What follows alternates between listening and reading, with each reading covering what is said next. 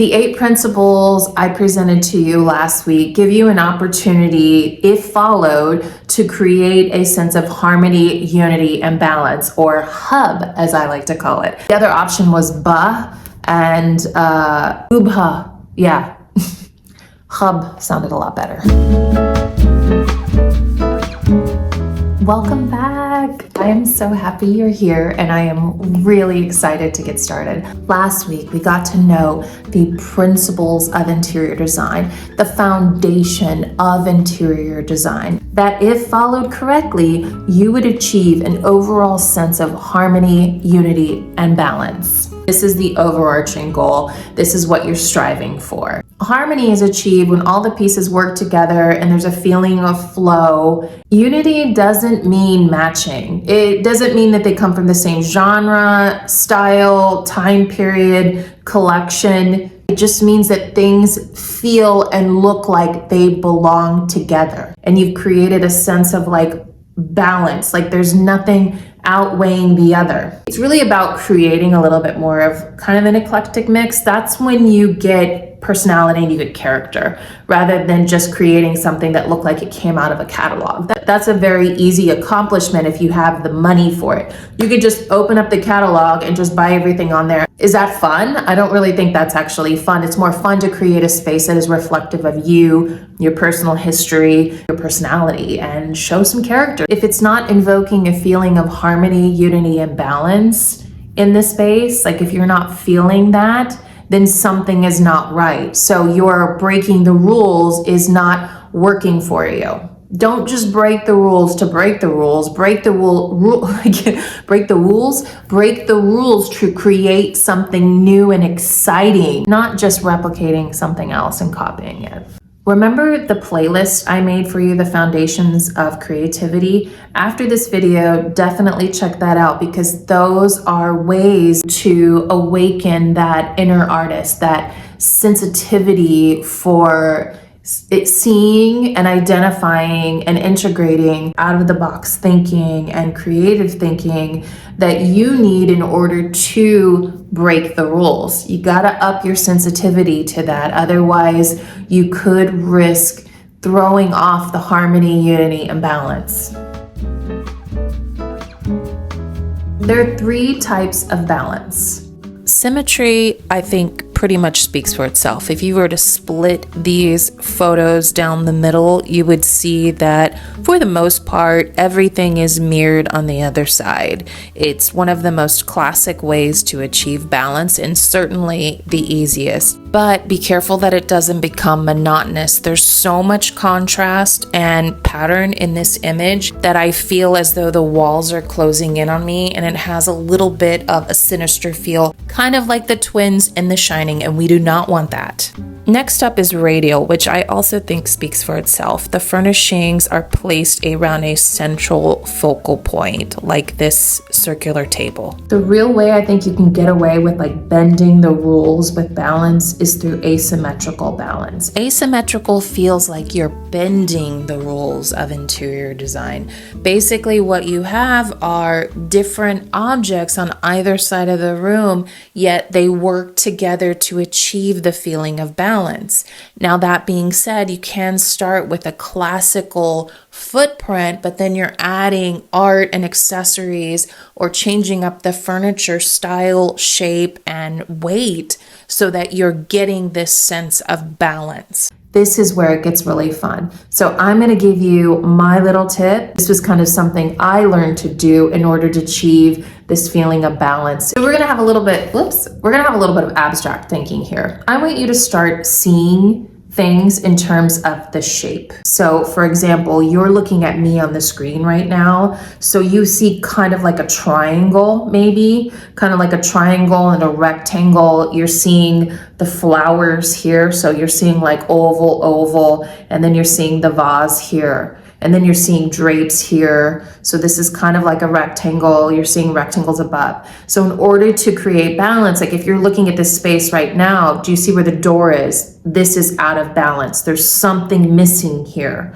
Does that make sense? So like a painter, you would see like all these shapes and you'd see all this negative space right here behind me. The negative space is the white space, or the empty space. So when we were talking before about rhythm, you're not seeing a rhythm here. You're seeing something going on here, and then there's a big blank. It's as if the music stopped right here and then started up again here. So when you're thinking about this as like a painting, or how I'm saying like to look at it in terms of shapes, we're missing something here. So just by looking at this right here, like this where I'm sitting and looking in the camera, I think we need, like, what I would do is I would put like a big tree, like a tree going up, like a nice dark solid piece up here and then branching over. You need to carry the eye up and fill it in. It doesn't mean the whole space has to be filled in, but if you want to create that rhythm, that's one way to do it. That's my little artistic tip. So just a little something extra. I talk to Jerry that way all the time. I'm like, no, this living room, we need a little, like a little this right here and a little like this over here. And he looks at me like I'm crazy. Hopefully it makes sense to you, but that's how I see it. I'm like, we need a little something here, and then it needs to go over here and then come up here. Last week we talked about emphasis. So that is the focal point of the room. Typically there's one, but this rule I think you can break and you can incorporate potentially 3 or more. But again, you're gonna have to incorporate, to keep in mind harmony, unity, and balance, because if you're gonna have more than one focal point, it's not technically a focal point, but if you're gonna have more than one area of emphasis, you've gotta think about harmony, unity, and balance. The things these rooms have in common is that there is no one focal point. Your eye kind of moves around the space. There's a lot to attract your attention. And so what you have to do is you really have to focus then on color and texture and balancing that out so that one area is not competing with the other. And this is how you achieve that sense of harmony, unity, and balance within a space with more than one focal point. What I like about this space is the repetition of color. That kind of pulls your eye in a few different directions. And that is actually helping to create harmony with the various focal points. Like when I immediately look at this room, I look at the arch, but then I'm drawn to this big photograph, this big black and white photograph, and then also the yellow chair. So I think they've done a really good job of working with multiple focal points and to balance like the way that your eye moves around the room and not having one item overpowering the other.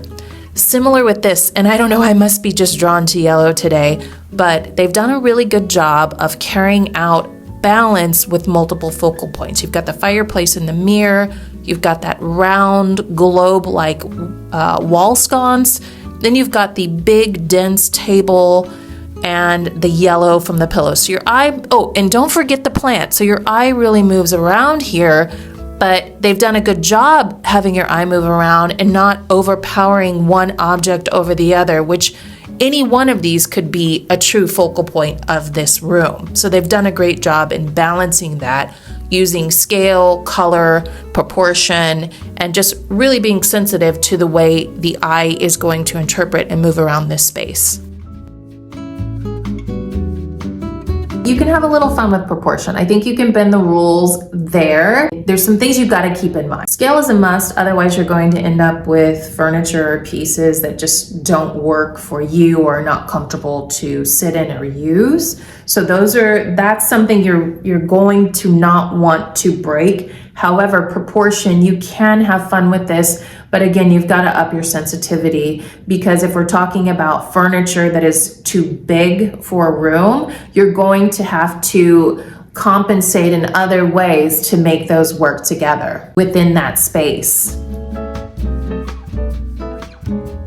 One of those things is with visual weight. Think about gravity and how much that piece feels anchored to the floor. A lower, denser, more solid feeling sofa is always going to feel heavier than a kind of more airy, leggy sofa. Can you have a small space with large, oversized, dense furniture, or a large space with just airy, leggy, minimal furniture? Yes, you can, but you must consider color, texture, details, and all of those things come into play in order for you to achieve hub.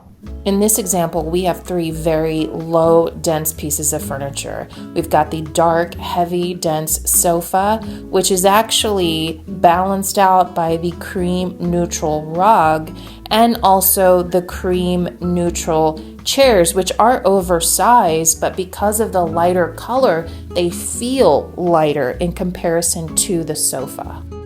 While in this example, you can see lighter, airier furniture, but we are using warm woods, warmer whites, warmer tones to sort of balance and bring those airier pieces back down to earth.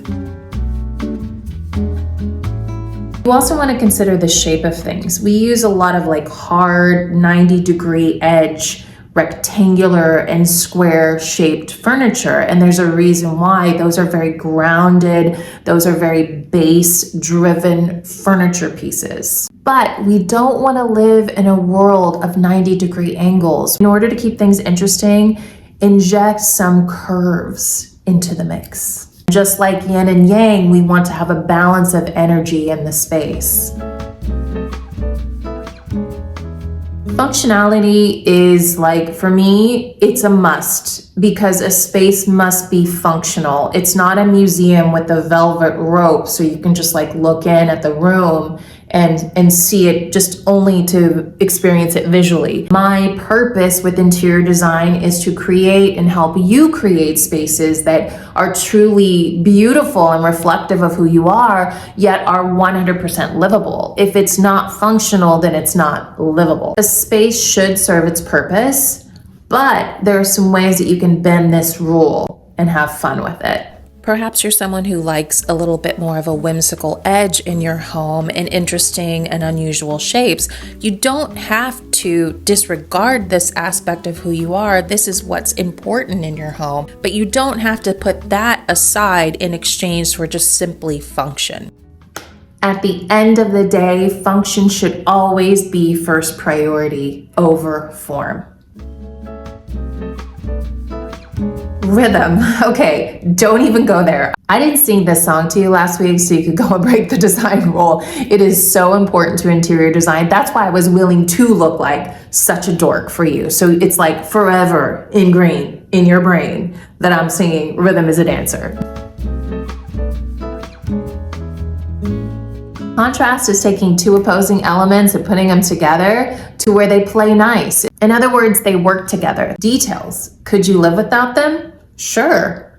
But why would you want to? If you did, you would live in a plain box. That kind of goes back to what I was saying about function over form. I mean, you don't want to live in just purely function, like a space without details. You need those. I just think that we need the details because the details are what tell the story of who we are. I feel like I get a lot of inspiration when I see artists in their homes, because not just artists, but other creatives in their homes. And the reason why I think is because most creatives don't think about following rules. I can't say that. Most creatives don't think in the forefront of their mind about following these like design rules. They are more concerned with creating a space that inspires them.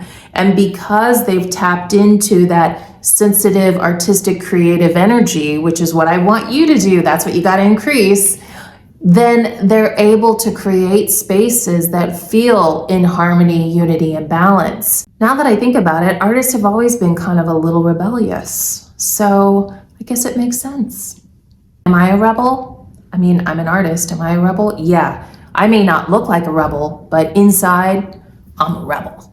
You know, I'm in support of working with odd numbers, but the rule of 3 really has become so predictable at this point. I want to be surprised. I want to be like, wow, I didn't think about that before. Where did they come up with this idea? I love it. Can you accomplish this by doing the predictable? I'm afraid not. That's why we're breaking rules. Can we talk for a second? Let's get closer. No, maybe that's too close. If you're like, I like this girl, or woman, I'm a woman, I like this woman, then I encourage you to subscribe. I release new videos every Sunday. And now for a few more rules that you little rebel decorators out there can break. I think it's no longer necessary that we need to match all of our wood finishes. And the same goes with matching metals. It's time to mix things up. And while we're on it, why not try mismatching your dining chairs? And how about avoiding sticking to the same color palette for every single thing in the room? Also, why not go for a moody small space and try painting the room in a dark color?